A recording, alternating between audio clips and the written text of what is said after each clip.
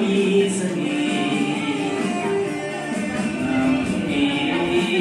งามยิ้มก็งามจากใจสองแก้มมีน้ำนั้นของดอกไม้น่ารักน่าสนใจแก้มนั้น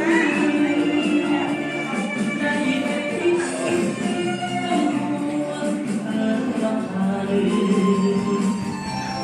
โอ้จำเสมอทั้งน้ำใจซึ่งเป็นเตอร์ซึ่งเป็นเตอร์งามบ่มีได้แต่คิดจะตัดสินใจสองใจสนานงามคู่กันไปอันใหญ่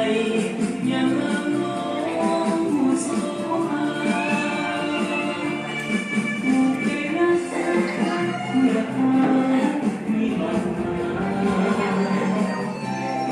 อยากนานๆเพราะสองคนนั้นงามเหมือนกัน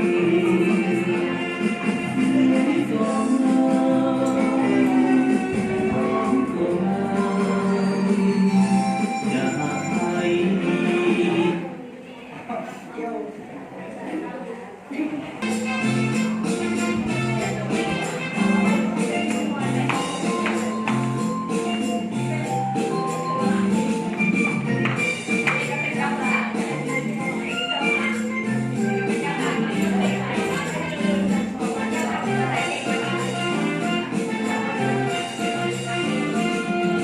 ปัญหาหนักอีกแล้วที่ได้รักสาวเมืองไทย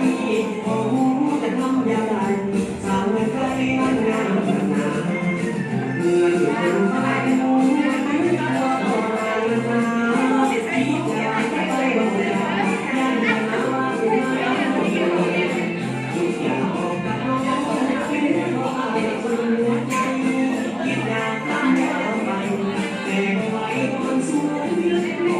คิดอยู่หลายเรื่อง